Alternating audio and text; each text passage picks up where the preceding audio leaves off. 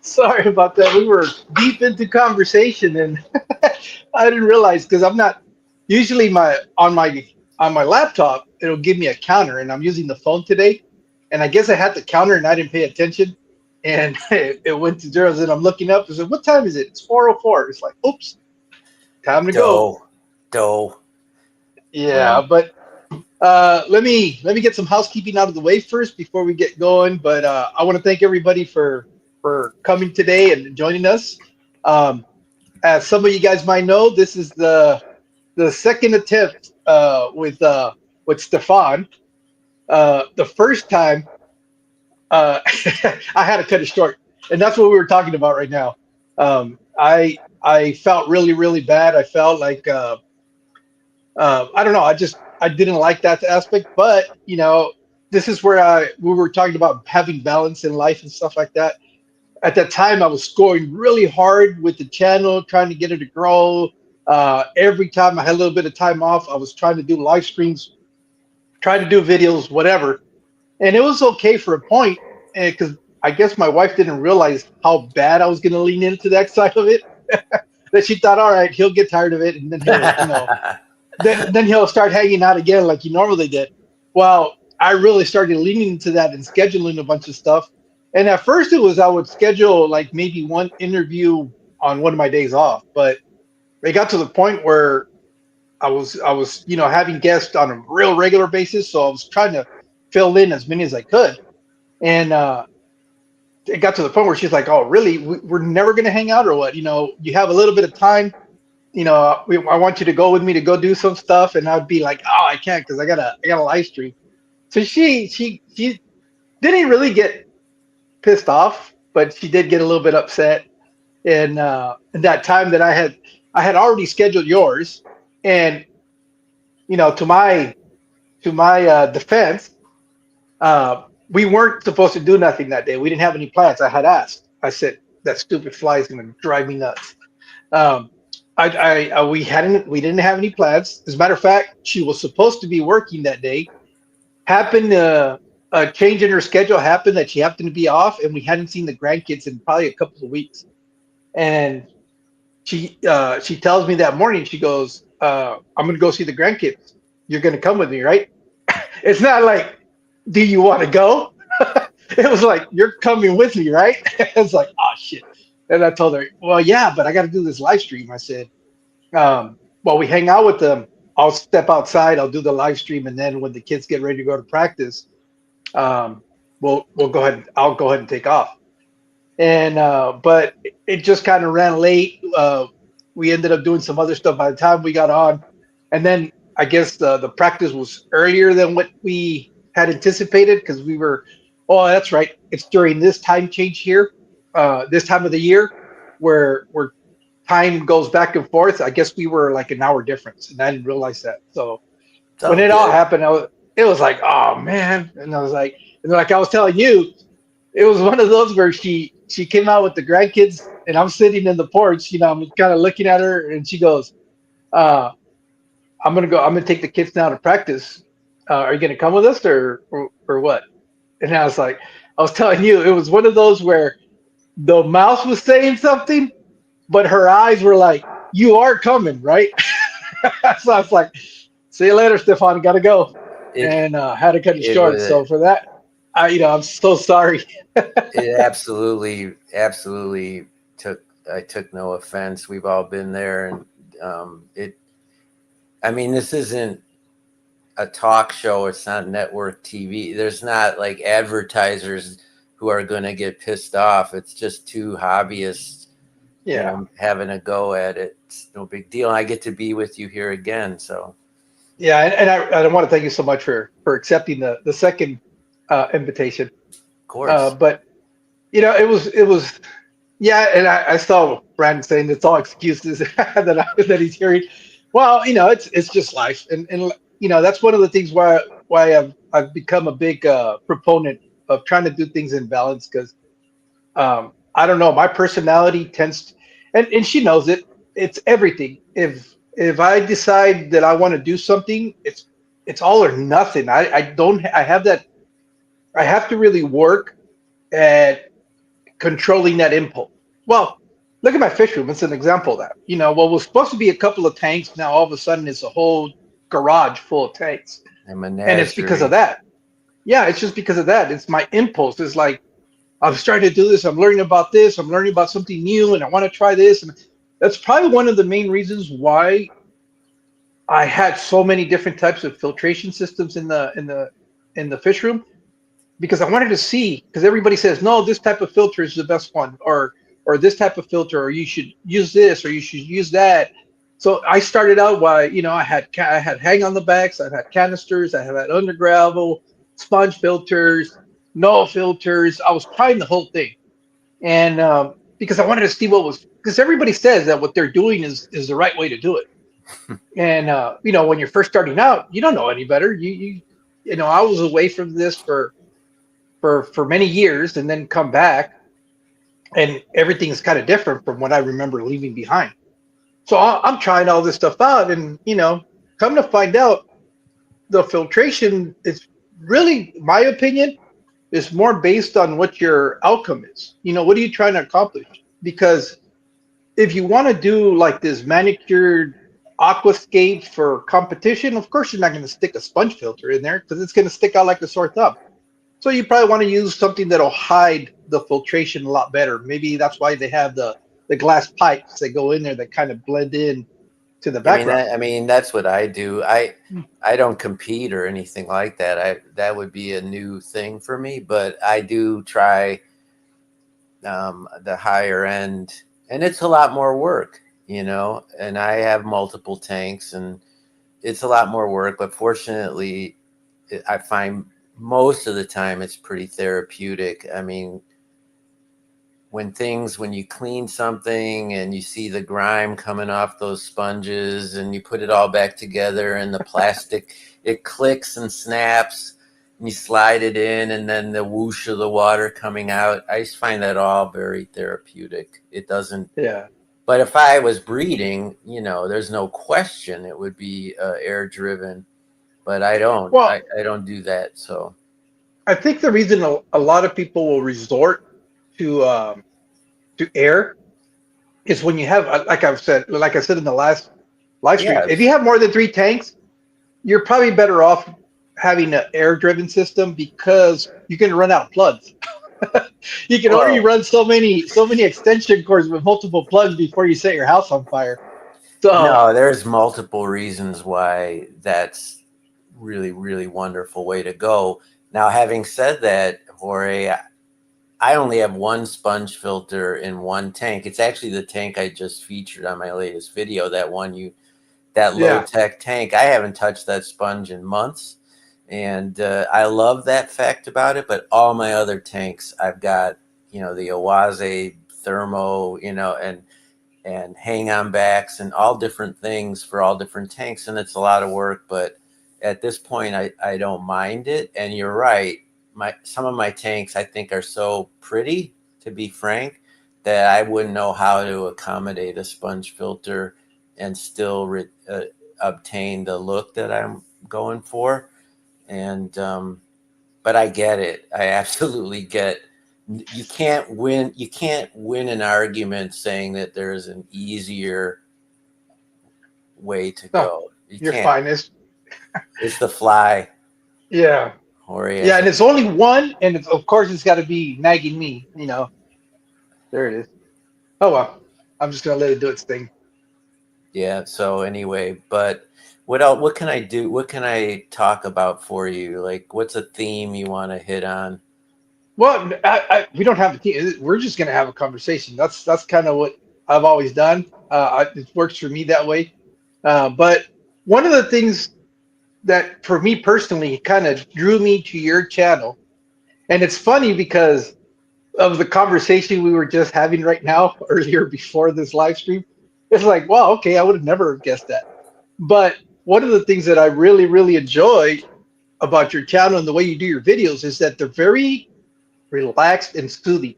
They're very calm. Like if I'm feeling uh, super, like really busy or hypered up or something, and I need to just settle down and focus, I love going to your channel because your form of speaking and the way you go about explaining this stuff, it is so chill. And it's funny because you know how you sometimes make assumptions about people that you don't even know. I always got the vibe from you, and I've learned that it's not the case now. But for some reason, you struck me as like the real chill, either California music vibe scene or surfer scene, where it's just kind of like just relax, dude. Everything is, it's going to work out. Don't worry about stuff. Don't stress the small things. That's the impression that I've always gotten about your personality, and that's what's always kind of because I'm the opposite. If you know me, I'm very animated. I put my hands down. I'm very animated, very hyper, very energetic, and sometimes I need to tone that down, and I really love watching your stuff. I love your aquariums. Um, the stuff you're doing with them, the planet stuff you're doing, and then it's just it's interesting. That's what I've always found very fascinating. But obviously, you were basically born and raised in Illinois, if I'm not mistaken. Yep, Chicago, the city itself. And I delivered newspapers when I was a boy. For some of you younger viewers, if you remember newspapers, but I delivered papers to the very same building I live in now, so many decades ago. I moved back here for a bunch of reasons. California is not sustainable. Uh, I don't need to explain that too much. And my mom, she's elderly and she's nearby, and I'm the number one son. So I kind of felt compelled to be back home to help her out. And that will continues to be a good thing. I was just at her house today. I was telling you earlier I set up an aquarium for her Yeah. because Well, so you yeah, did live in California. for 10 years. Oh, so I wasn't too far off then in that vibe that I was getting from you. No, although you're 100 to be with all due respect, you're 100% wrong about me being chill. Here's the thing, and one of the many things I love about this hobby, I am an animated, crazy, polarizing person. I know that about myself. I just do, and yet when I'm immersed in this hobby, working on the tanks either by myself or talking to another hobbyist, I become more of my best self. You know what I mean? Like I become what you perceive me to be, sort of more chill, more relaxed.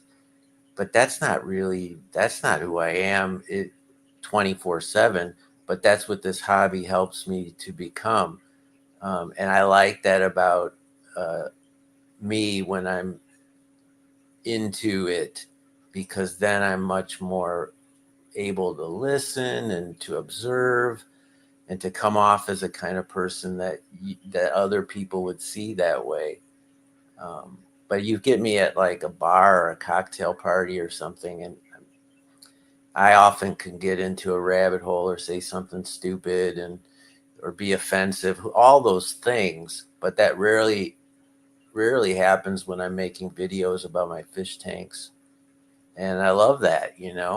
I'm I'm glad that you were wrong about me, because Well, it means that I, at least for a portion of my time on planet Earth, I'm not hurting anyone. What is the phrase?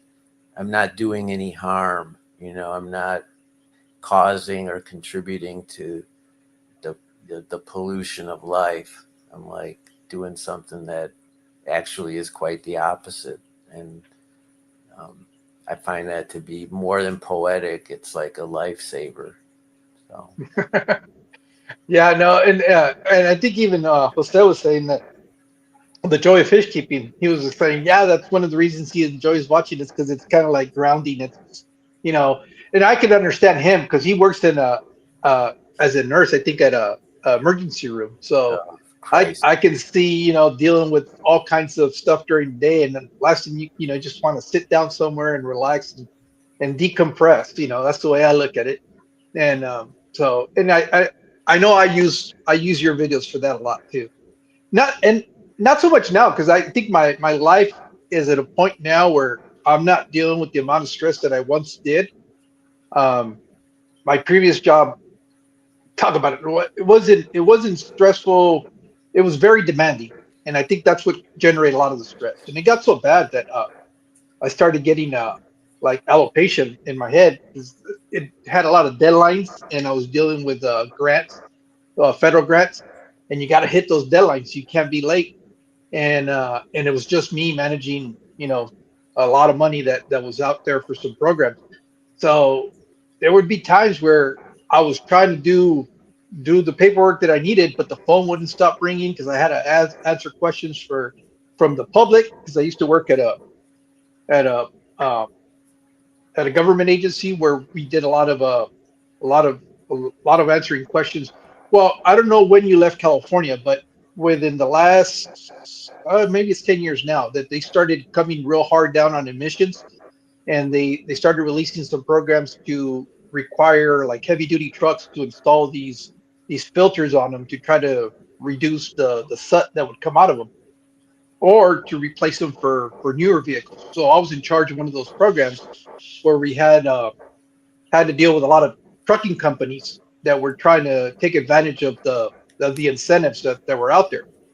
So, but all that stuff, you got to make sure that all the dollars and cents match.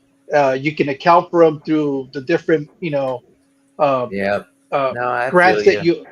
So that stuff, I talk about being stressed out. And but luckily now where I'm at, I'm kind of sitting in an office by myself. So if I'm getting stressed out, it's because I can't put up with myself. Yeah, no, I mean, I'm a writer, so I've been used to, even when I worked in the corporate landscape, and I did for about decades. I was in advertising. I wrote commercials. I mean, I had a wonderful big dumb job. I loved it. I couldn't believe I got paid and paid well to do something that was so much fun, but it had a tremendous amount of stress. All jobs do really. It's just the nature of work. Like my grandfather used to say, "Why do you think they call it work? It's not called play." And Yeah. I, but I was fortunate, and I still write for a living. I don't make nearly the money I used to, and that's life. But I can work very much me and my computer in my fish room, just doing a job for a client and having my aquariums all around me. Occasionally, my wife or a daughter might pop by, or one of my dogs, and it's pretty good life. But I'd be missing something uh, tremendous if I didn't have this like fish room uh, experience going on. And I love how YouTube, at its best, has really helped that and not hindered it. I'm not a slave to making content. I don't expect to make a living from any of this. It's more for it makes me feel good when people subscribe and watch my content, but I don't depend on it. And I always worry, as fish keepers like you or any of us, if we got too big for our britches and thought we were all that in a bag of chips, it would, I think, deteriorate not only our life and our family life and our passion for the hobby itself, but it would show up as a kind of an arrogance, like, how dare I only have this many people watching or commenting?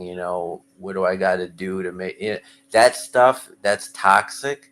And I just want to watch the kind of video, I want to make the kind of videos that I like to watch. That's sort of my lesson. I love fish room tours. I love aquarium updates. I'm way less enthralled about product reviews. It's just like, I mean, I was in advertising. I know how to do a product review. I made a living doing, selling stuff that people don't need. That was my job as a copywriter. And so I respect and I'm in awe of the big time fish keepers and their channels, but I don't care if I ever get there or not. And I fully don't think I'll ever get there, and I'm not trying to. I don't know how to edit videos very well, and I don't do it. So I do these chill videos, as you say, mostly because I'm thinking out loud about a theme or an aquarium or a specific issue. And I just tee off on that. And I try to keep things around 15, 18 minutes, give or take. And I try to just roll into the topic. And then there's a lot of tangents, but I try to keep somewhat on point, somewhat between the lines. And then shut it down, right? And then a lot of times when I'm done, I literally go and watch a few other people's videos. I mean, I love being part of this community. I really do, still do. It's been a few years now. And for some reason, if you were to look at my history on my computer, if my wife ever says, I want to see what he's looking at late at night, it would all, you'd be hard pressed to find anything R-rated. Everything I look at is related to this hobby. I just like it. That's Steffan. Hi. Hello. Did you get the plate? I served you. Yeah. That looks She like just got back from work. a lovely lady. Oh yeah. Congratulations. Oh yeah. I I got real lucky. So,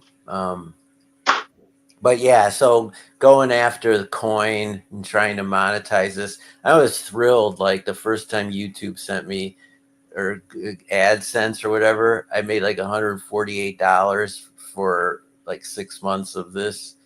And I was like, oh boy, that's fun. Maybe I'll justify that and go buy some, a couple fish. But that's as far as it goes, right? And Yeah.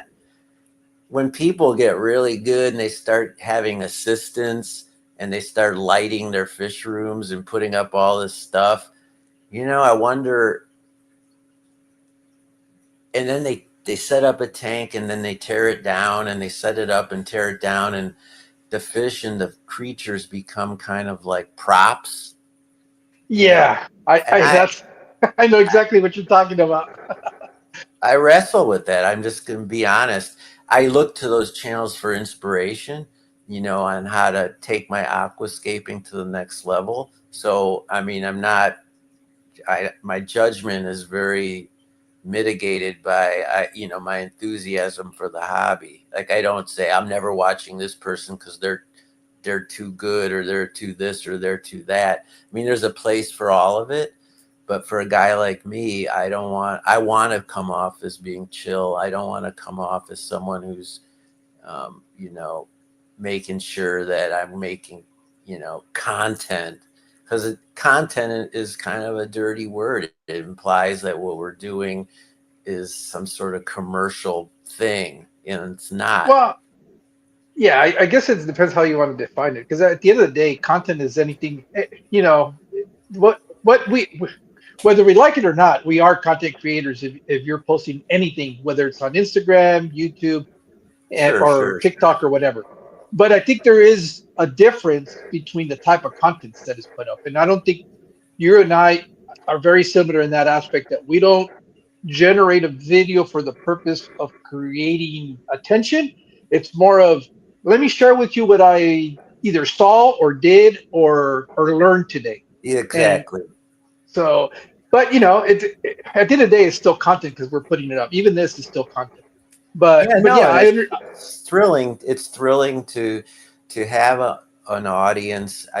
It's thrilling for anyone to be seen, right? That's the buzzword. These last many years is people being seen, and for someone who maybe never was in front of the public or was a quiet person, this YouTube and their hobby and their skills could have them maybe for the first time in life be like valued in that way. And I think that's very potent kind of validation. Now, when I was selling advertising, I stood up in front of people all the time and I got pretty good at it. And it was a rush, it was a thrill. But in some ways, making these videos, it's different. It's somehow, like you said, it's more chill. I don't have to sell anything at the end of the day. I don't have to um, be loved or chosen. I feel like I can just be like my best self. And when I watch a lot of content creators, a lot of them are watching the stream now. I recognize just about every name. I feel that way about them too, you know. Um, and I was watching, actually, speaking of a big name, a super big name, I was watching Corey's stream last night from Aquarium Co-op.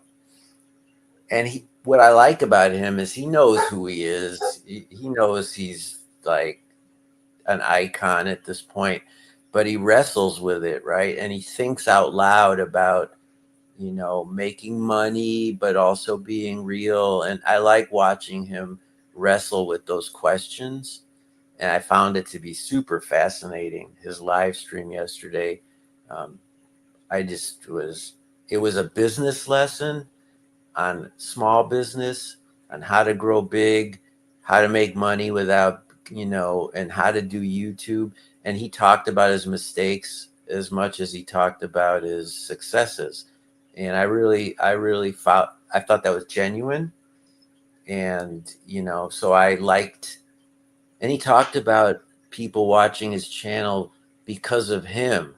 Like, he was self-aware and knew it. And if you're going to be, you know, quote unquote, a celebrity in this or anything, if you become that person, you have to really try, you have to make an effort not to let it spoil you, not to let it turn you into your not best self. Does that make sense? Yeah.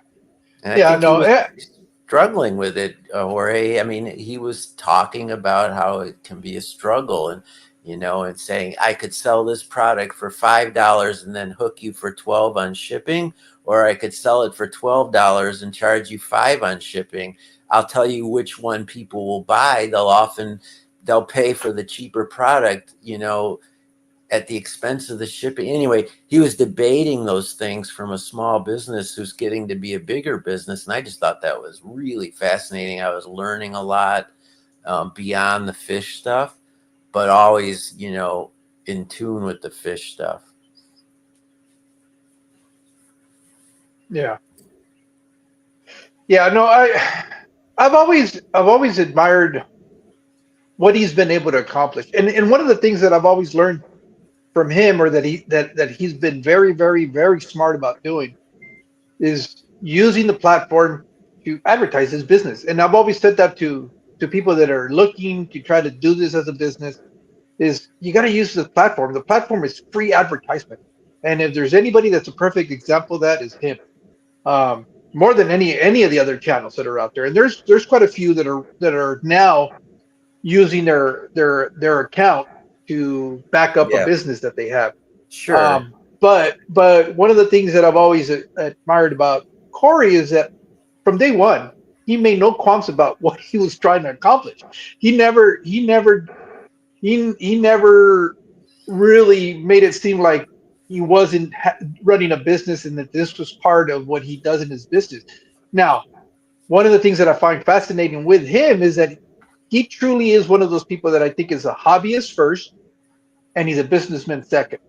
And he uses what he's learned in his hobby to find those areas within the market that have not been filled, that only a hobbyist would geek out on and go, oh, well, we tweaked this product by doing this.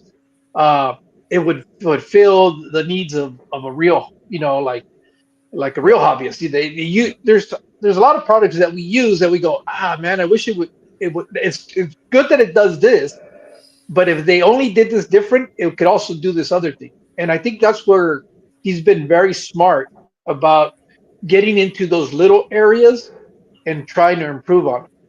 Yep. But you can't blame him for. for marketing the way that he does. I mean, at the end of Nope. the day, he's always told you that he has a store, and that what he's doing is to create products and to provide to the hobbyists. Now, the reality is a lot of the hate that's out there is like everything else. Sometimes people just let their envy get the best of them, and they start going down a path maybe they should.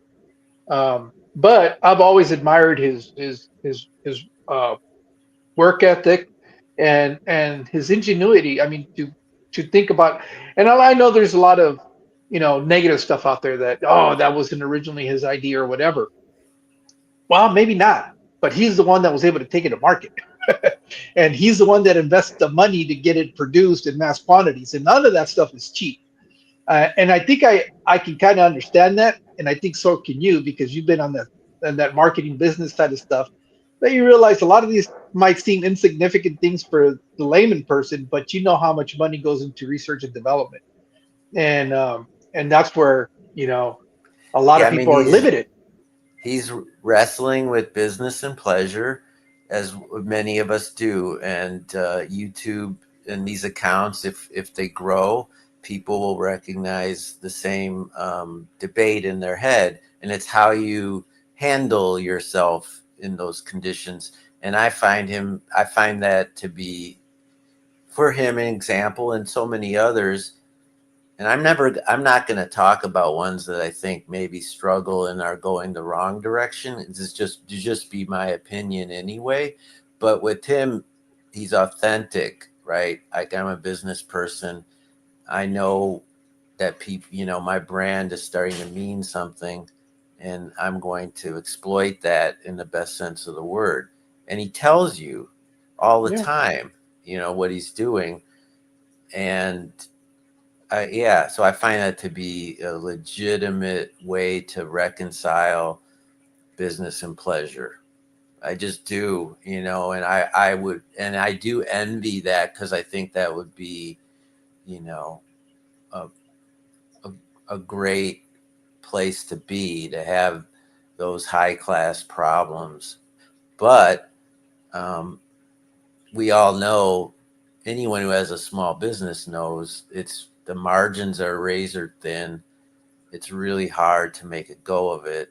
And if he has, I don't know, a million, I don't know how many subscribe, but if that's starting to generate some legitimate income, allow him to go to South America and do those videos where he's, on the Pariba project, or these, exploring how neon tetras are harvested and how it helps the economy, all that stuff.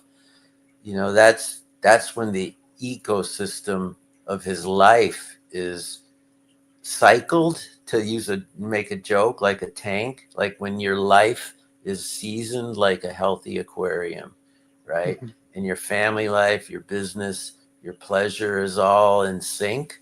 It's like a healthy aquarium, right? If you took the test strips and tested your life, you'd have, low toxicity, and that would be a good thing.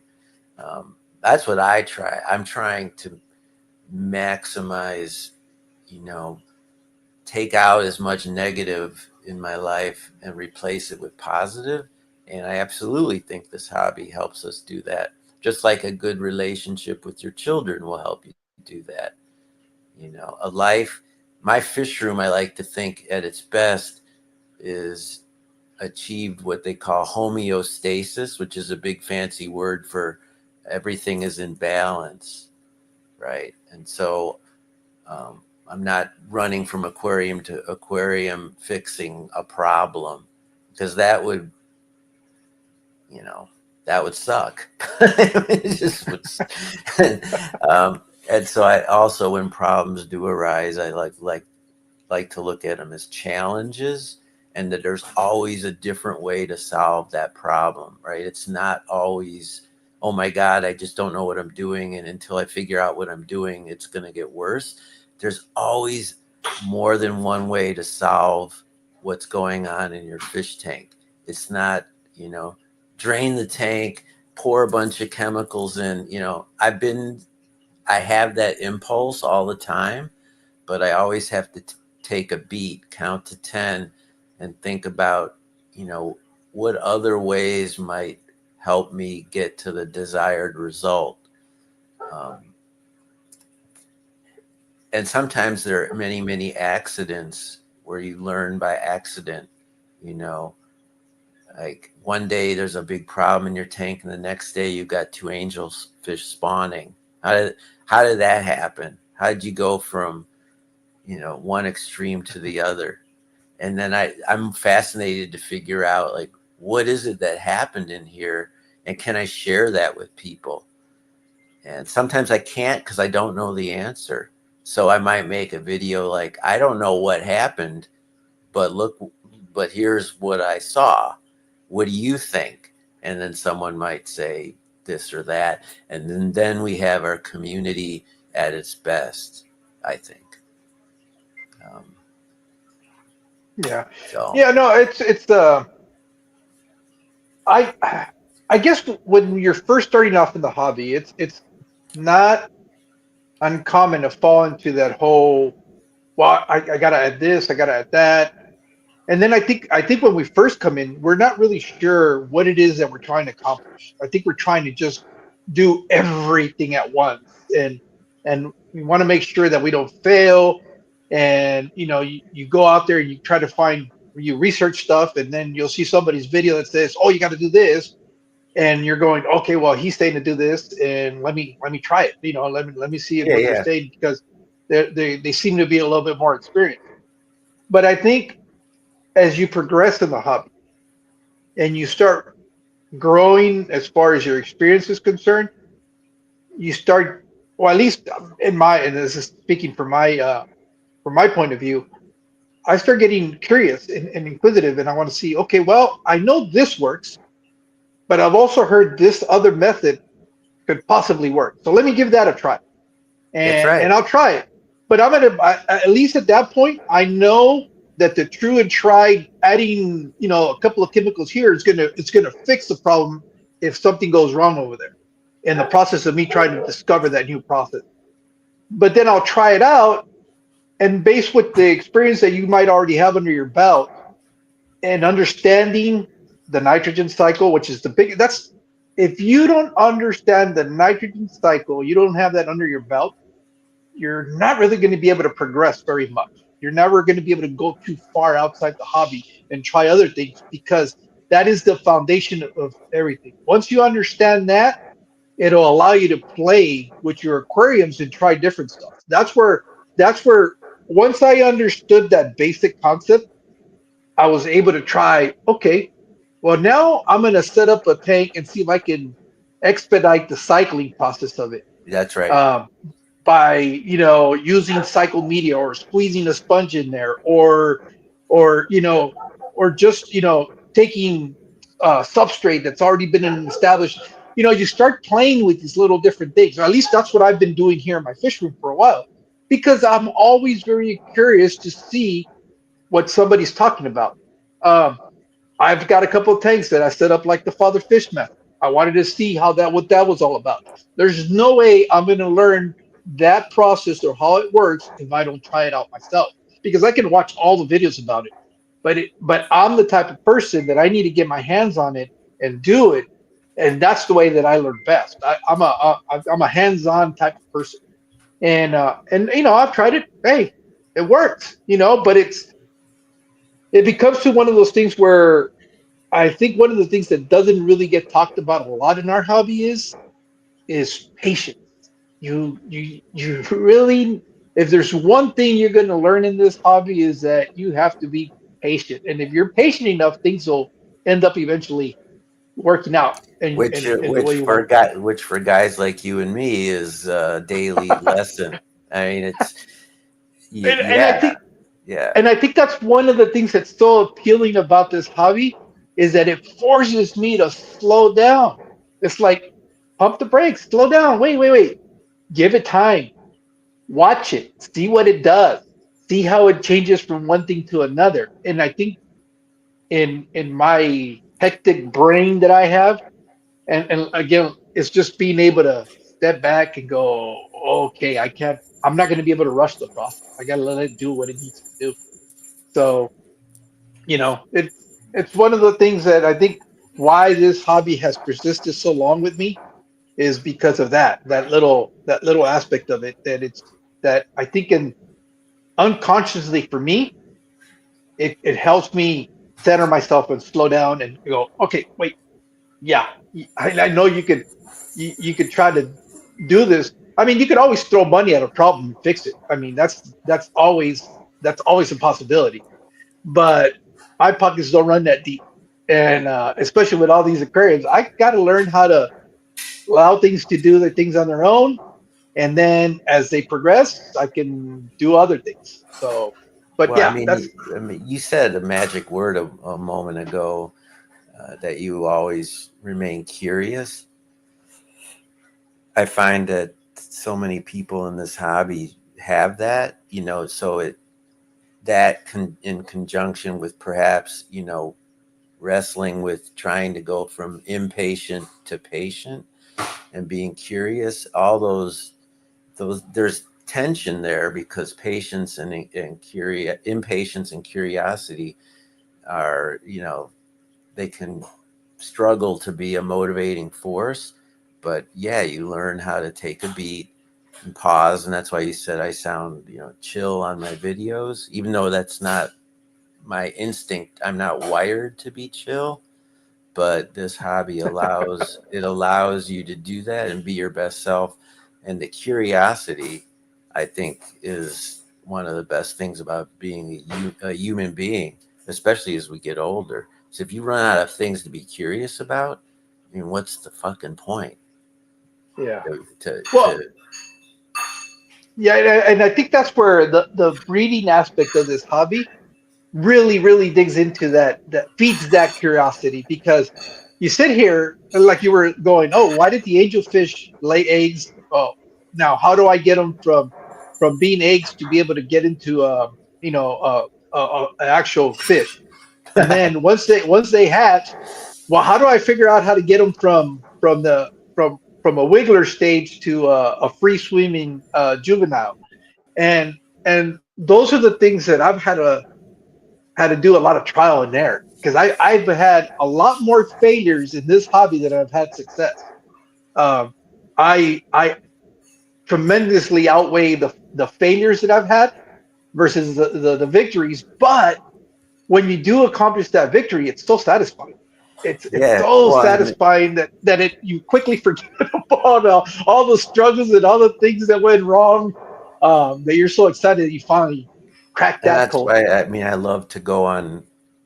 If I have like that very question, how do I get from a wriggler to a free swimming juvenile?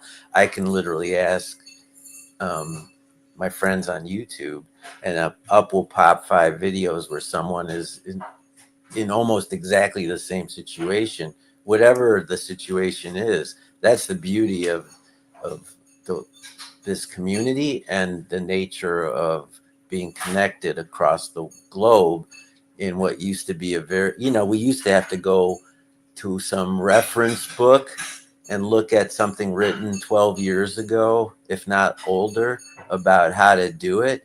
And the technology had long passed by what the advice was.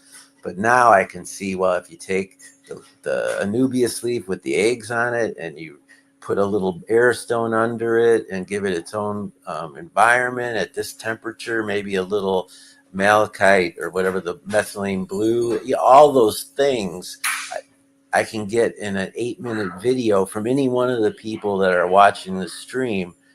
And then I could say, all right, here's what I would have done. Now I'm going to tweak that a little bit and learn, be curious, and have success.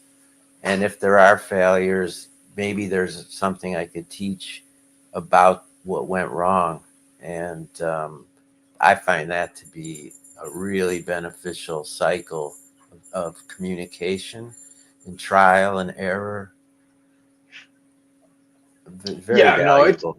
I Yeah. think it is. I think a lot of people underestimate the value of um, of fails, of trying, and you just got to continually. That's why it always saddens me when people. initially get into the hobby, and after just a couple of times that things go wrong, they decide to get out. It's like, don't worry. All I don't think there's well, there could I be, wonder but if I that, don't know. I mean, you think, Jorge, do you think that really, people say that, but I wonder if that really happens. I'm wired to where if I fail at something, I won't feel right until I figure it out. But maybe other people aren't that way. Maybe they truly do just give up. I, Well, I think a lot of us that are in the hobby are wired that way, and I think that's why we're still in the hobby. I think a lot of us understand that. Okay, I got this wrong this time around, so let me give it one more go and see what happens. that is a Um, great example is this tank I set up for my mom. Now she's what, 85?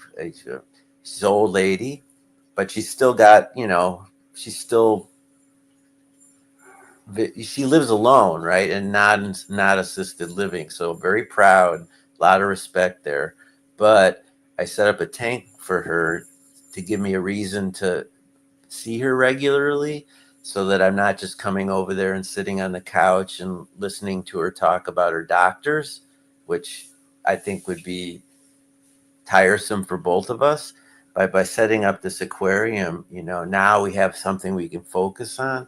And so that's a great thing. But what happens is she's a knee jerk.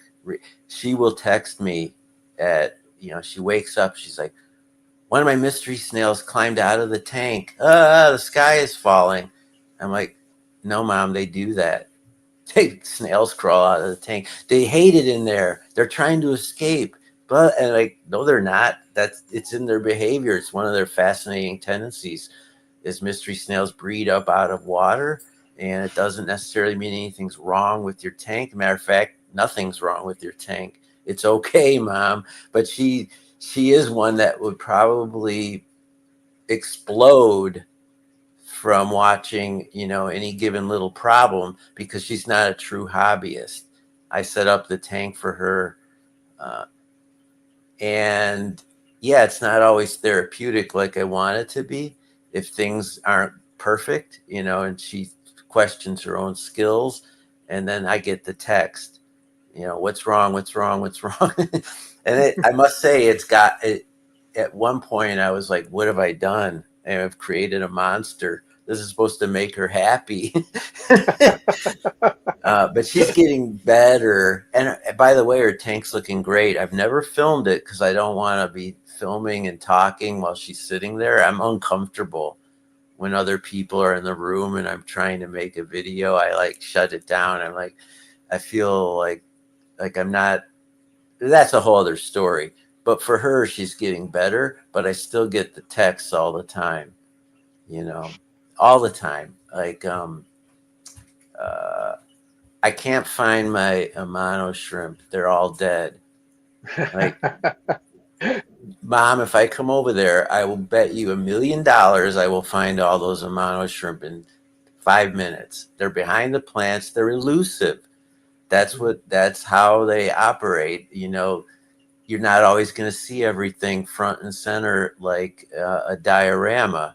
It's not like that. You might, and I'm sure everyone can relate to that. Sometimes you like coolie loaches. I know I have them, but I haven't seen one in weeks. But I know they're in well, there. I was just gonna say I had three, and the only reason I say I had three is because the other day I was rearranging uh, the pleco breeding tank, and that's where they were in there. And I had once in a great while I'll see one of them, the biggest one, just come out and swim. And I thought, well, the other two must have passed. And just the other day when I rearranged it, two of them were out there in the front. So I don't know if that third one's still there or not. But I know they're still in there. And but yeah, it's one of those fish that you don't really you rarely get to see. At least Yeah, mine.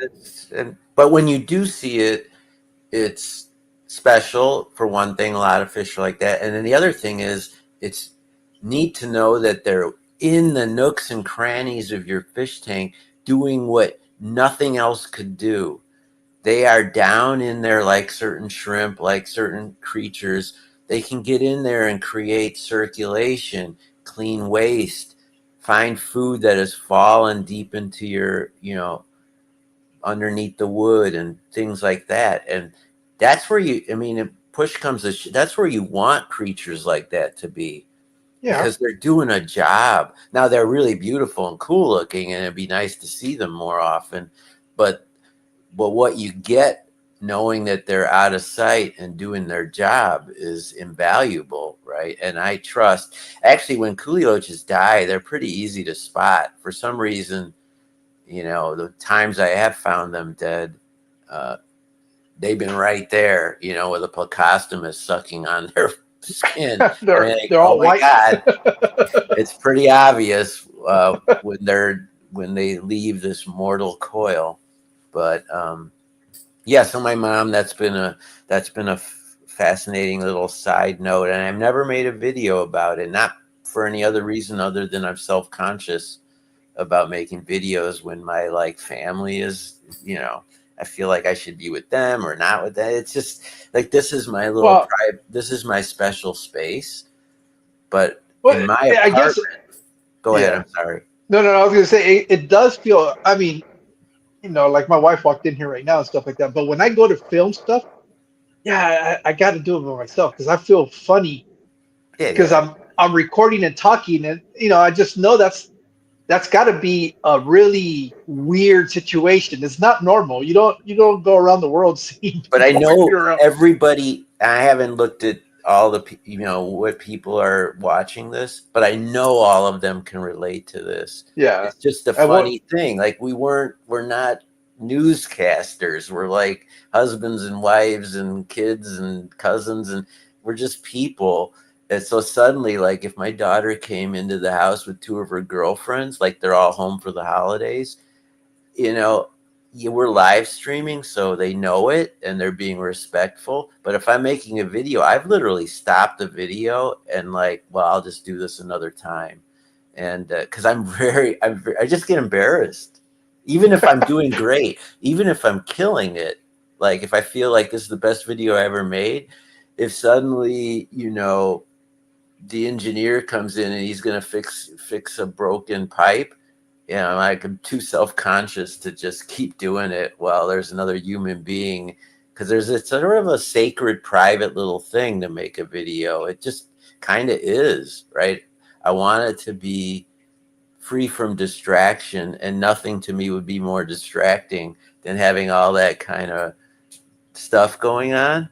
But life goes on, and the beauty is, all right, so I have to stop the video. A lot of you out there can edit. I've not enjoyed the editing process. I find that it already, for all the time I spend doing this and keeping my tanks, editing it's good when you become good at it, but it's a process. And I want to be curious, and I really tried with the various features, like from both Apple and YouTube, and even considered buying a platform to edit, and I just said, screw it. I'm just going to do one take videos. If I make a mistake, I'll put it in the description, or I'll just say, Yeah. oops, and I know that makes me like kind of an amateur, but I find those are the videos I like to watch the most anyway. And my first rule is I try to make videos that I like watching. I just try to do the same thing. It's why I like you. It's why I like a lot of people. It's why I like, for example, poor Alex at Fishery with all the problems in his life, but he's generally a one take guy. And when he does do all the editing, and it shows, and it's really responsible and awesome. But I know it's a struggle for him because he has health issues and all this other stuff. And I know that his earlier videos were all one take stuff with, lots of shit on the glass, and it was like kind of grimy. And you could see all the stuff on the tables, all the nets and the prime and the stuff and the this. And there's something really real about that and intimate. I don't think Well, it's laziness. I like that reality. I just do. well, it's a functioning.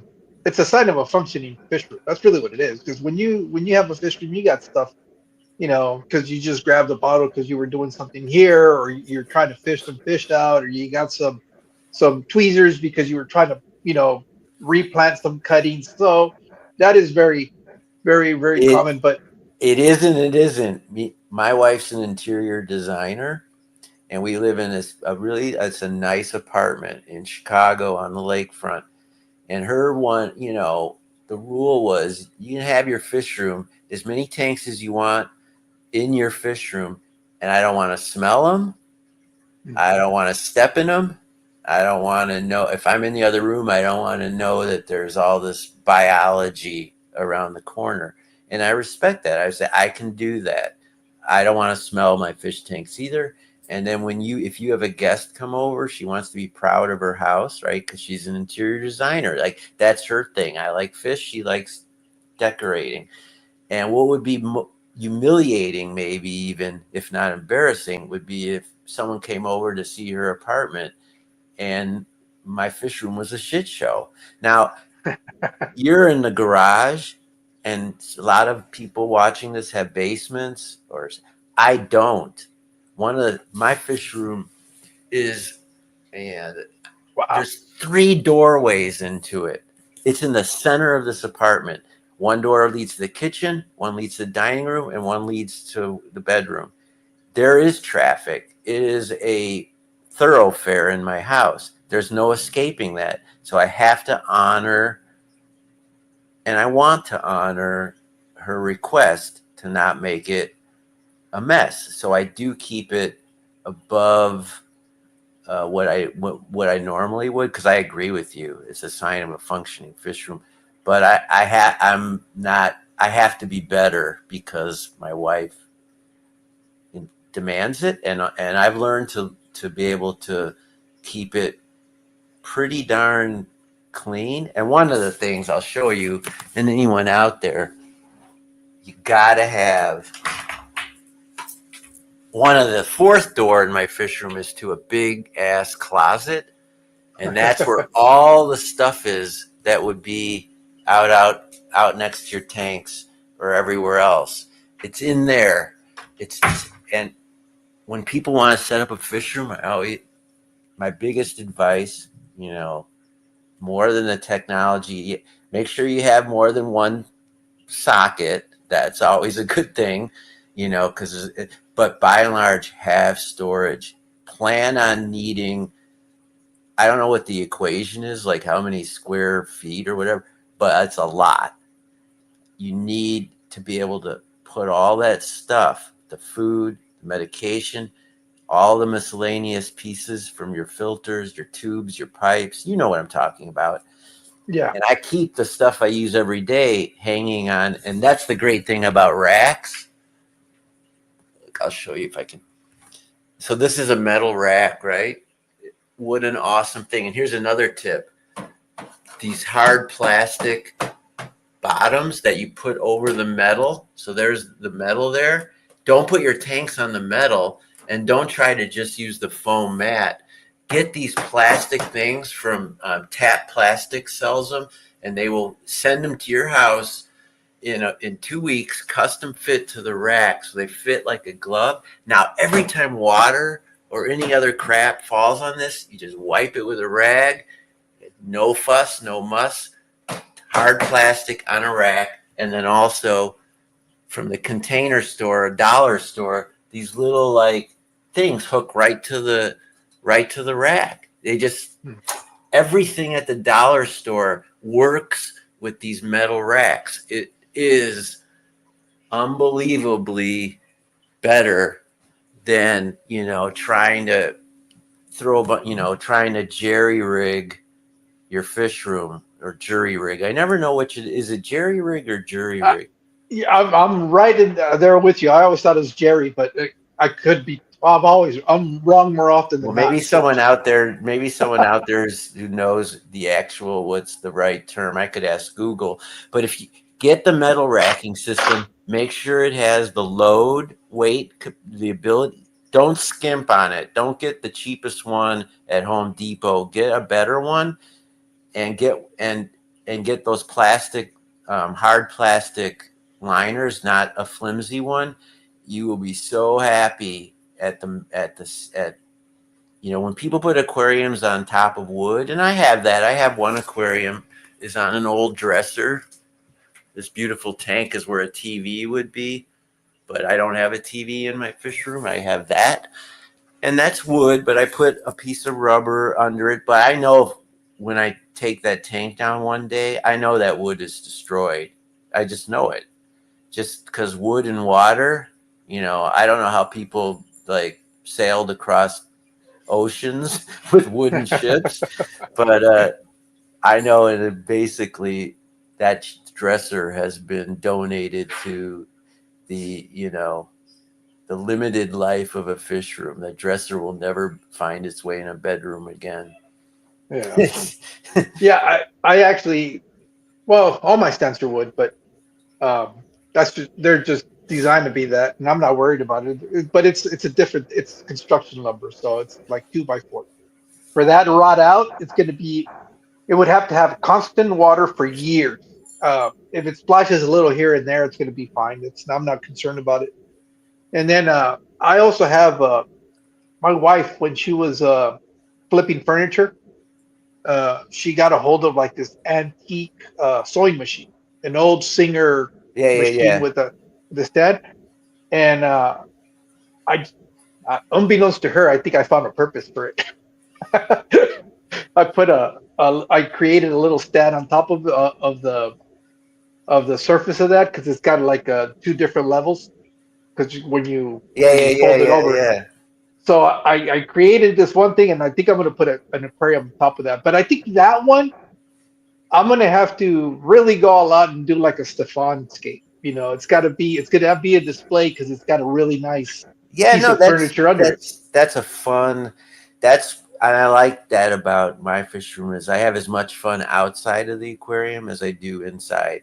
Not just from the pothos and all that, which I do. I love immersed plants. I think you have a 10-gallon, 20-gallon tank, immersed plants makes it twice as big in a way, and it's so Yeah. easy. You just like Uh, I steal cuttings everywhere I go. Like you go to a doctor's office, there's some crappy pothos in the corner. I'm like, snip. I put it in my pocket and I bring home and I come home with a strand and I mean, I just love all that. It added to it. But yeah, also decorations outside. Like you saw this fun wallpaper with the fish on I it. was gonna ask you, where did you? Who's is that you or is that your wife's? My wife. Shoes? Yeah, Oh, so okay. she was like, "We're gonna do fish room." Like I told you earlier, we got to do Yeah. it. We got to do it at a level that she's happy with. And so this is like some fancy wallpaper from England or something. And I was like all in, right? Because then it marries her to my experience.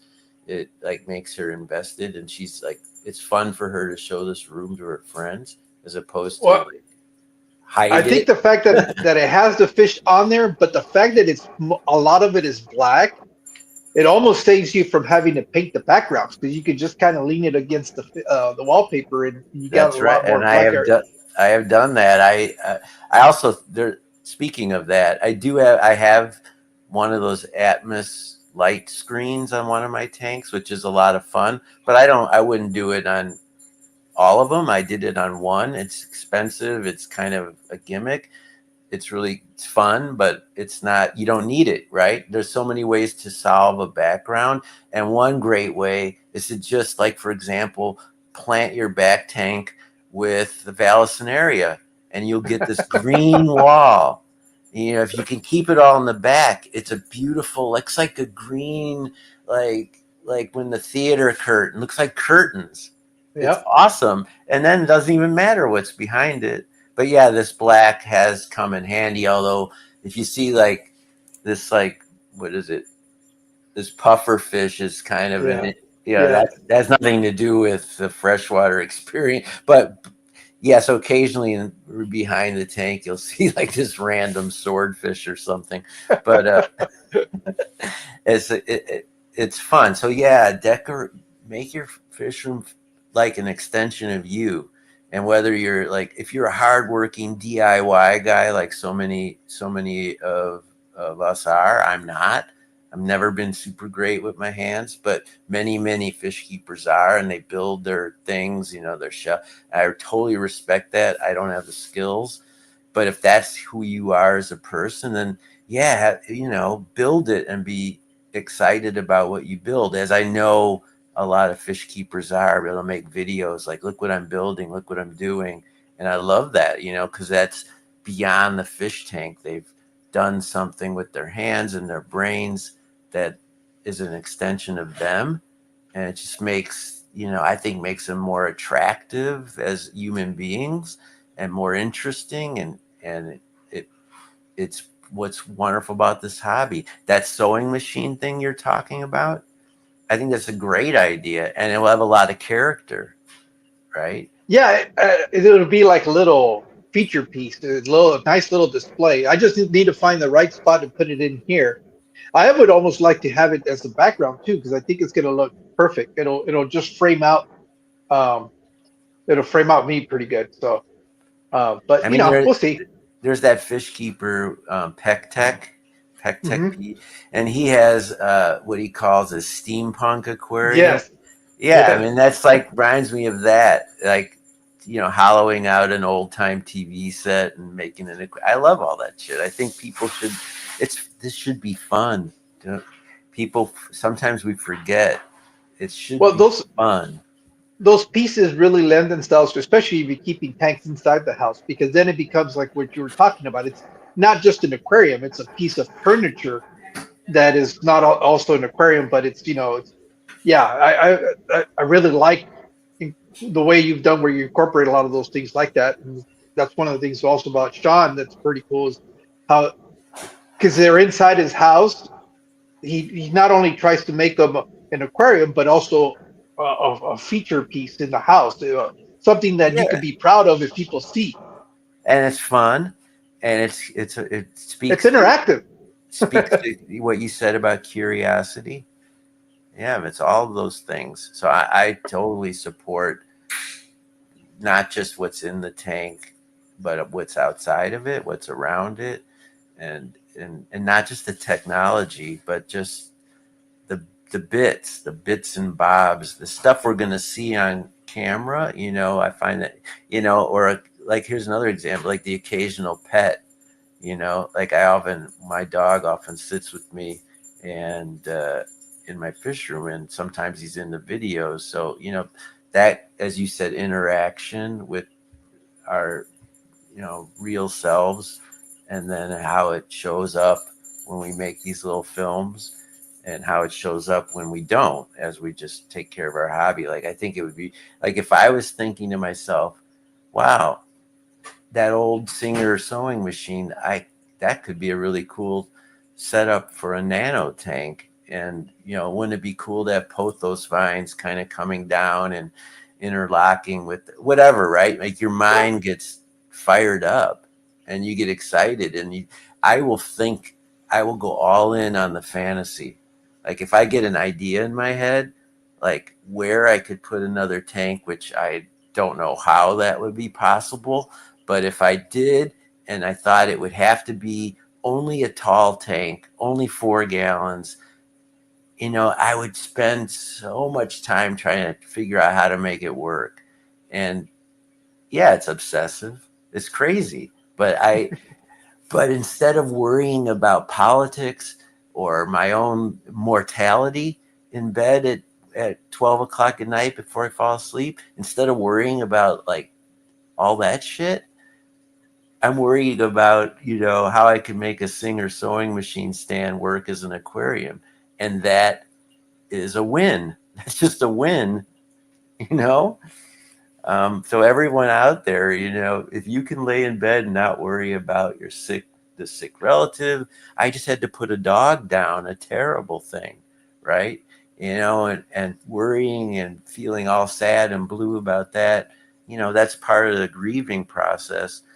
But it's such a joy to lay down and not think about all the stuff you did wrong, not think about the world, the chaos, what kind of world my children are going to inherit, all those big problems. If I can think about how to convert a sewing machine into an aquarium, You know, I love falling asleep to stuff like that. Sorry, I just went on a rant. I beg your No, pardon. that's fine. That's fine. This is how we get to know Stefan. It's crazy stuff. Now, are you relatively new to the hobby, or you've been doing this as a kid? Oh, When as does a the kid, hobby? it's I had breaks, before the whole YouTube thing. But I think in every home we had at every age of my children and before children, I had at least one aquarium, but generally not more than three. I maybe had something in my office at home, something in the living room, and maybe something in the kids' room. And, but always, and it wasn't just fish. I had other kinds of, reptiles and even insects. you Mhm. know that's a whole other thing. I love all these people making stuff in jars and vases. I have one vase aquarium. It's not my best, but I still watch a ton of people who do that stuff. So I just find it really, I'm interested in what they're interested in. Look at all the life in the small bowl. I think that's Yeah. just freaking fascinating. Anyway, yeah, I've been doing it all my life. What about you? I took a long break. I started. Uh, I guess I was in my late teens. I was able to have a little bit of money. I always remember. I never forget it. But I had. They have a specific name, but it was the metal frame aquariums. Like the stainless steel on the outside, and then they had a piece of slate on the bottom. Yeah, And Metaframe is actually one brand. There was two yeah, brands, and then that was one.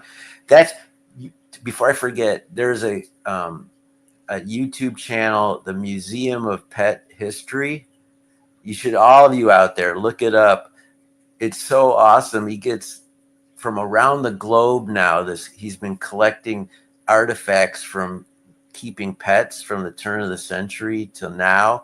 So those aquariums you're talking about are hugely collectible, very popular. He has them yeah. all. I think I wish I would have kept mine, but that was many years ago. And I got that because I got it at a yard sale, and I think I paid like $5 for it or something like that. It was it was the right price. I want to say it was a 10. It had to be a 10 gallon, but that sucker was so heavy. I don't. That's the only reason I can't remember the volume because it makes no sense that a 10 gallon would have been that heavy. But it's The because it had slate. that slate.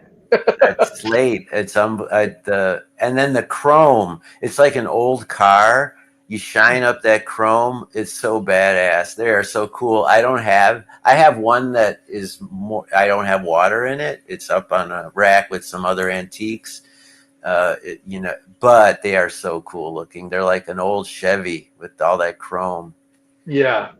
Yeah. Yeah, No. I think nowadays, if I came across one, I think I would just get it for nostalgic reasons, just to, Totally. even if it leaks, because I don't think you could seal them with silicone. I think it was par, if I remember correctly, what they had, There are the sealant. there are people that refurbish them because there's money in it, and it's interesting, and it is being done.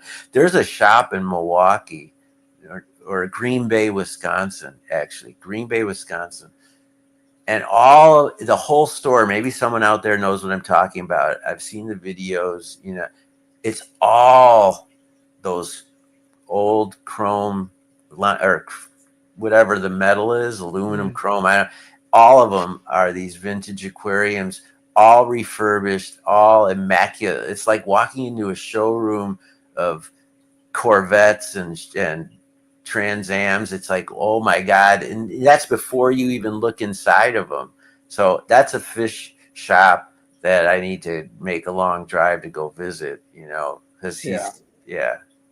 You were talking about Aquarium Co-op earlier. I don't know if you're a member or not, but they had a guest speaker on recently. I think it's the last guest speaker they had on, and he was talking about the history of the aquarium hobby, and he was showing some of the very first antique aquariums and how they were done, and some of them were made with cement, and I found that so fascinating. I've got Um, one. I've got a oh yeah, jewel. I have a jewel aquarium from the 20s, and yeah, it's literally bronze or some super heavy metal, but the casing is shaped like dolphins.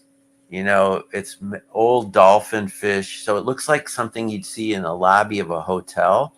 It's Uh-huh. freaking beautiful. And that company was Jewel, G, spelled more like these things, more like the jewel Uh-huh. or nicotine than a jewel. And it was a Chicago company. And for a few years, they made those really heavy, awesome antique aquariums with glass that you could, honestly, by today's standards, you could hardly see through the glass. It's so like textured. They didn't have low iron ability to create glass the way they do now. And, but yeah, Yeah, but I don't think that would matter because I think it would be more of the fact that it's an antique piece and that's the way they did exactly. it. So I wouldn't be too concerned about the glass. You No, of know, course not. You can if replace I it and then you ruin it. If you replace yeah. it, you ruin it. It's like putting brand new windows in an old Victorian house. Yeah, you get better insulation and stuff, but if it looks like plastic and you got this, fancy wood trim around it, there's a disconnect there. So it's a give and take, you know. Do we But we're talking about antiques, so it's really not fair. I mean, I think in the modern hobby, we do ourselves a disservice to generally use, outdated, crummy equipment. But when it reaches that antique level, it just becomes about the fun, the sheer Well, coolness of it. I don't know because one thing that I've noticed in the relatively short time in this hobby is that this hobby goes through trends. And I always tell my wife it's kind of like fashion trends. You know, stuff that was cool in the 70s then became popular in the 90s. And, like every 20 years, things in the fashion industry seem to resurface. Like right now, I guess now it's the era of the 90s. That's kind of fashionable. I think the same thing to an extent happens in the hobby. So I wouldn't be surprised if down the road it becomes kind of trendy. All it's going to take is one of the big channels to start displaying fish and antique equipment, and then all of a sudden that's going to become Oh, yeah. Or it's gonna, here's a tip. Like you said, Corey finds a niche and then exploits it, like we did with the sponge filters with the overhang or blah, blah, blah. There's a few examples, or the way Dean and his baby system, Dean and his like fry system, all that proprietary stuff. Someone needs to start remaking those metal frame tanks, because I don't see any of that from any of the aquarium sellers. It feels like it would be a win if you could get.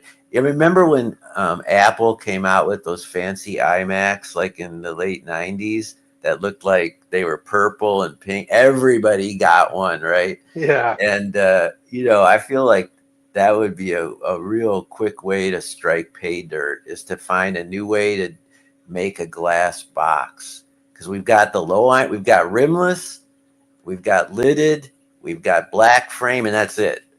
Like there's no other options. It feels like if there was a way to get, well, that's not fair. Aqueon has their little edge-lit aquariums that have like disco lights at the bottom, which I No. got I got for my daughter when she was like a teenager, and they're pretty cool in a stupid way. I mean, the light has no factor, and it's just for the person in the room. The lights, Yeah. it's like, it's like a marquee in a theater. The lights going around it. But it was fun. I figured that she would like it, teenage girl, whatever. But it would be pretty cool for someone to do, uh, you know, a retro chic aquarium. So retro, but Yeah. modern. Like it would be good glass, but with metal on the trim, and it would be done at a high level. I think that would be awesome. Yeah. I think that is something that'll eventually, because I've noticed it. I've in the short, like I said, in the short time, even on YouTube, you start seeing some of the trends come and go, and 1 minute something's popular, the next minute is something else. Right, with But it's usually, fish themselves. Like yeah, certain yeah, fish fish, become stars, and then they go away and they become star. I always I tell my kids this, the neon tetra, the $4 fish. Everyone's like knows what it. Can you imagine in 1933 when the first people in the hobby actually saw these fish when they came to New York? Someone brought a few in. you imagine the sensation they caused? A fish that looked like that no one had ever seen before.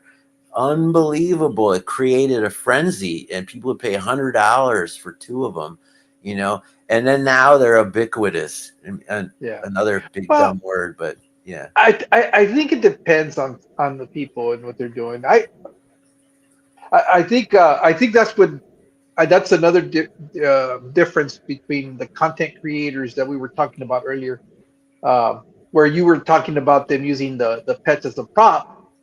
Whereas my fish, if you go look back at my channel, you're probably going to see the same fish. You know, through when I started till now, I keep them until they've lived their whole life, and then if I happen to get something new, then I'll bring it in. But I'm not swapping out.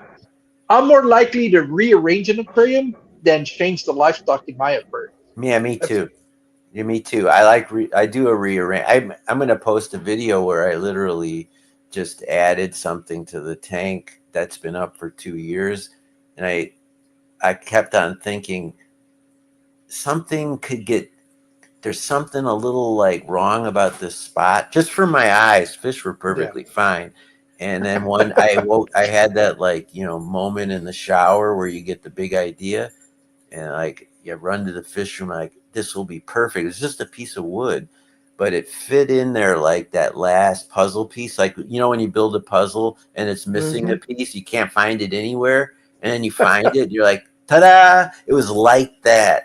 I was so happy with myself. I made a video. I just made it yesterday. So, but that's that kind of stupid happy accident that I love watching that when other people talk about it. So I figured maybe people would like watching it when I talk about it.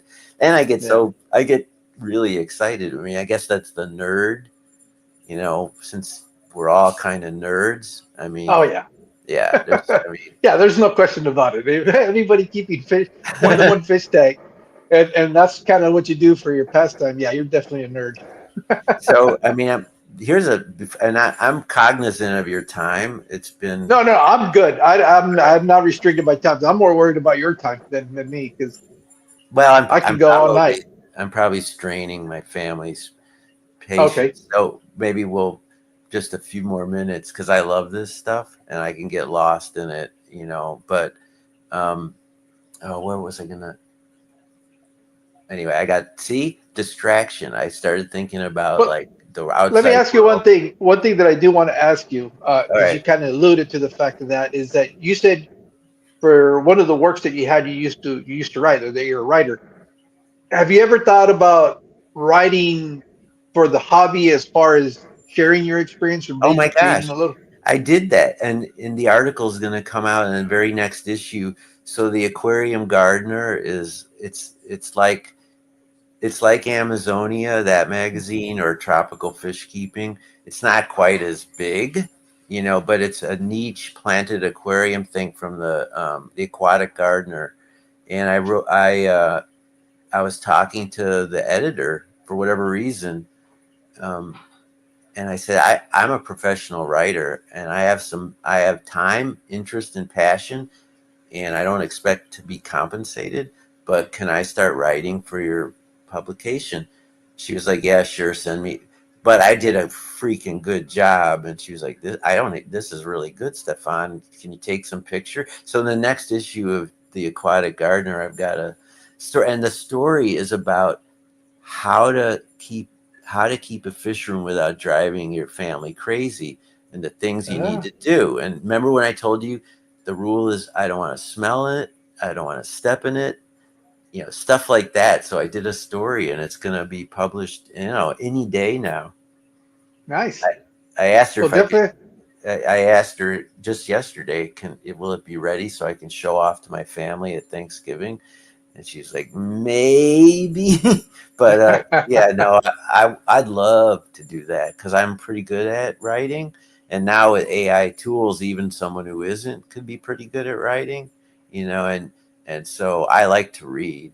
I mean, I Would you read ever back consider doing a issues. book though, like a little novel or a book or something just based on what you've learned throughout your years of? Sure, I think a bit. I've written two novels. They were on Amazon. They're probably out of print now. but they weren't about fish keeping. Oh, Uh, okay. but yes, the answer is yes. I'd love to do that. And as I explore what quote unquote retirement looks like, those are things that would keep me very curious and very excited about getting up in the morning, you know. And I think that's important, as the children get older, you don't have to, your prior, your, you need to find ways to be of maximum use to yourself and to others. And if we're just sitting around watching TV, watching the world go by, that's not how I want to. Retirement is a concept that Americans, I think, have totally misrepresented. I think most men and women who have something that they do that they love, and then when they're asked not to do it anymore, it's a devastating change. More than a. I don't think people are super thrilled necessarily to be done with this big chapter in their life. And then within 3 weeks, they're drinking whiskey at 11 a.m., and it's like, I get to see those all the time this time of the year because we get all the snowbirds that come up from up north, and that's the one thing that they drink all day. That's all they well, do. you got to ask yourself, and believe me, I don't want to get into it, especially at the end here, but I had a problem with my spirits. I don't drink anymore. It's been many, many years. So I get it. I actually was a counselor, believe it or not. I counseled for a couple rehab clinics for drug and alcohol rehabilitation. And so I understand from both sides of every side of that. Um, but yeah, the point is, be of maximum purpose. And if it is in, staying curious and invigorating, your community and yourself in terms of this hobby, then go for it. Don't try, like you were saying earlier, Jorge, try and try again.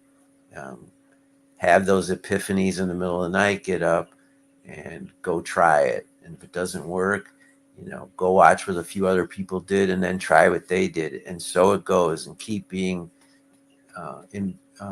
inspired like that. I want to be inspired. I'm inspired by so many people. I watch our friend there, that Outside In Aquatics, shout out. I know at least one of those guys is watching, and he's doing these fun little like Yeah, I love the aquarium little cards. stickers. What a great fun thing. And that's like me putting kooky old ornaments around my fish tank from pen plaques. It's creativity outside of the fish tank that is all about this hobby. So he's doing these things. I hope everybody, I told him, do those. Your 2.0 should be about real fish keepers, and make fun of us. Like, make fun of, do one with Father Fish, do one with those guys in Germany. Just have fun. Now, hopefully we can all take a joke, because I don't, Well, you got to have that thick would be skin. kind of fun too if they can't, because then you really find out what kind of a person they are. But we're all nerds and we're all characters. Therefore, if we're characters, we'd make great caricatures. And so that guy, Kyle, I mean, he found a fun thing. And as soon as I saw him, the advertising person in me, and he'll tell you if he's still watching, if at a fish swap, I said, you need to go all in on this. This is super fun and cool. I've never seen anything like it. It could be a hit. It reminded me of some advertising I did back in the day for Altoids, those posters, the Curiously Strong Mints with all these characters, and it was like kind of crazy fun. It reminded me of those cards we used to collect as kid, the Garbage Pail Kids. Yep. So he did that with fish keeping, and I mean, I'm thrilled for him. I'm thrilled for the idea of it. I think it's inspirational and it's fun. Anyone out there, if this is not fun for you, if it's all like science without a little bit of the fun part, I don't know. I don't know how that is sustainable, right? Just like I'm having fun with you. If this was homework, if this was like a chore, to try to make a wage, actually, that'd be a great job if someone want to pay me to do it. But You know what I'm saying? Yeah. Gotta be fun. To keep that smile like I'm seeing on your face. Like I want to see that on everybody's face. And if they're not feeling it, I want to help them to feel it. Was George Brett likes to say, I think or not George Brett, he was on the Kansas City Royals, another big fish keeper. He says, I hope you're having a good day. And if you're not, I hope it gets better for you. That's like how he ends his videos. Someone can remind me who that gentleman is. I see his face. He'd be another great card, like like those outside in cards. Frankly, another character with the long hair and the mustache. There's so many of us out there, um, Well, I think we're all characters in itself anyway. So and more females than ever, which is so great, right?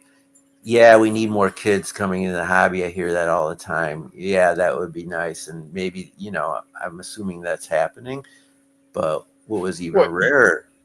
you should know, because one of the things that I do is I like to go search for small channels. It used to be I always used to see Jeff K or I would see Curtis. Now I'm coming across you. I just when I think I've discovered this entirely new channel, I'll look in the comments immediately. I'll go look in the comments, and there you'll be saying hello from my fisherman in Chicago. Oh yeah, And I was no. like, man, When you I beat me was to the punch. when I was in advertising and I was first starting out, like my kids, they like to say, "Ooh, you're a boomer, you're old fashioned, whatever." I'm like, "Hey, sister, I fucking invented the internet, right? You forget it was our generation that invented it, right? So whenever your kids are telling you like you're a boomer, remind them that you had the first iPhone, you had the first computer ever." Well, that's what I was thinking. I was just thinking about that the other day. That our generation, I know they're all, Generation X is like, wow, wow, wow, this and this and that, but it's true because we've kind of come along with a lot of technological advancements, and we've been at the very beginning of them. Yeah. So and it's really is interesting. I hadn't really thought about that, but it's like, yeah, we lived in a really cool episode in history because we got to experience a lot of firsts. Yep.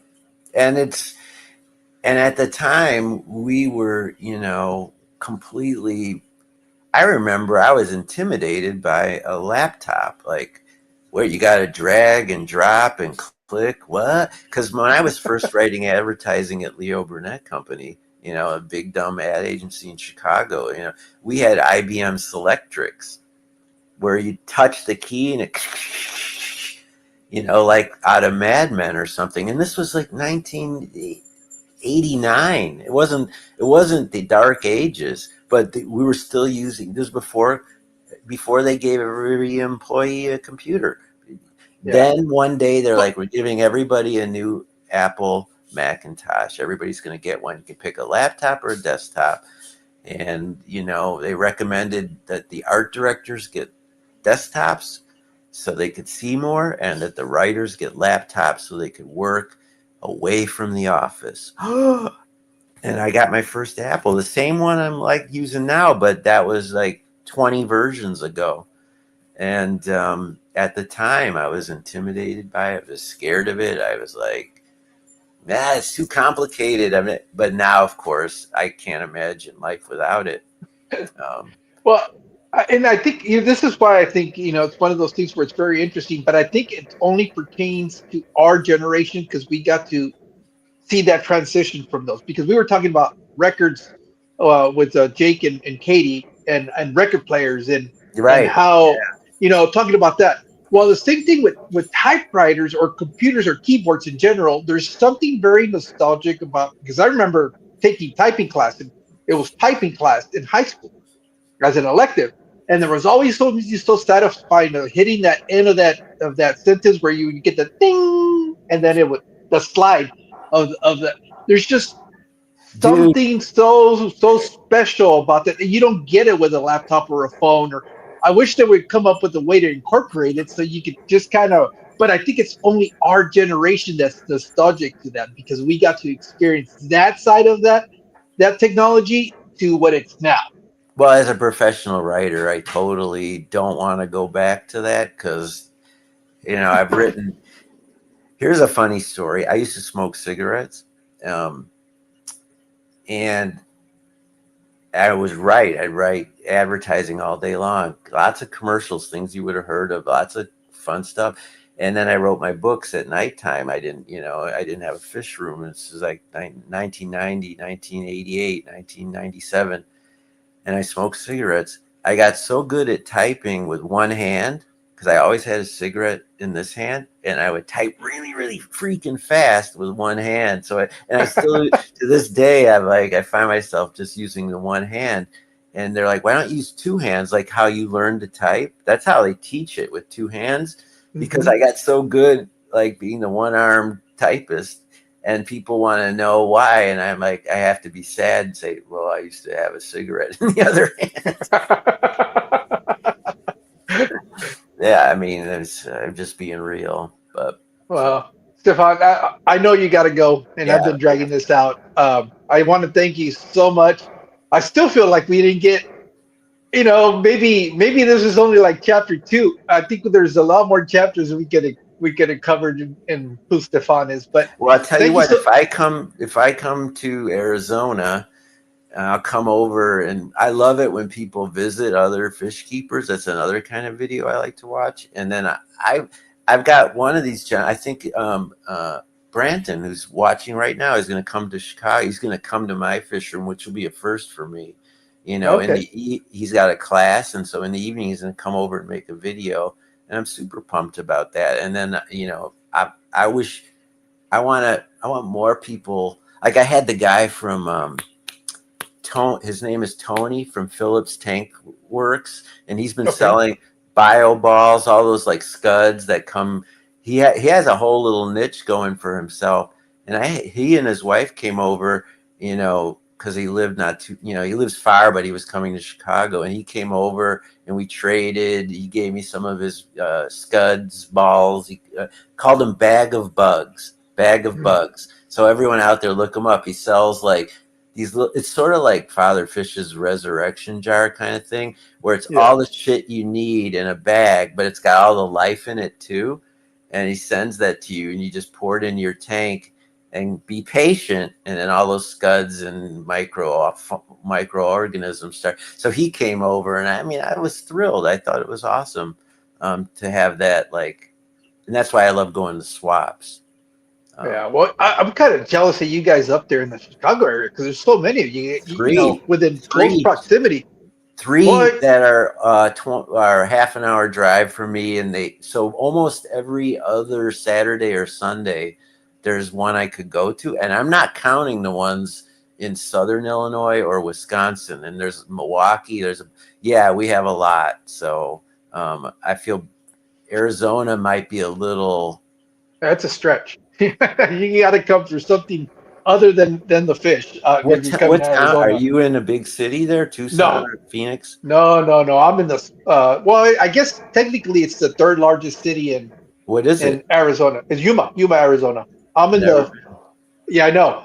It's the very far southwest corner of the state. I'm literally on the border with California. So what airport do you use I when got you, to drive all the way to Phoenix, which is so how it's about many 3.5 hours. to get to the airport? Yeah. Oh my gosh. Well, Have you been? that's what I drive to go to the fish clubs when I happen to go and stuff like that.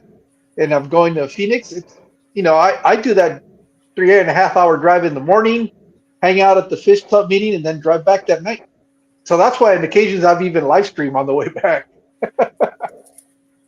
This is a whole different world, yeah. But oh my gosh. But anyway, long way of saying, if you're ever in Chicago and anyone out there, come on over. I'll hook you up with some of my baby fish.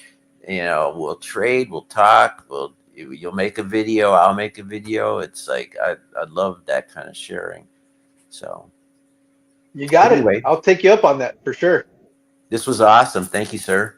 Oh no, thank you, and thank everybody for hanging out with us. And hopefully, I'll see you guys soon again. There's a couple of people that have already agreed to do these. I just need to work out times and dates, and we should get the ball rolling again. So thank you guys, You're adios. and enjoy it. Ciao. Let me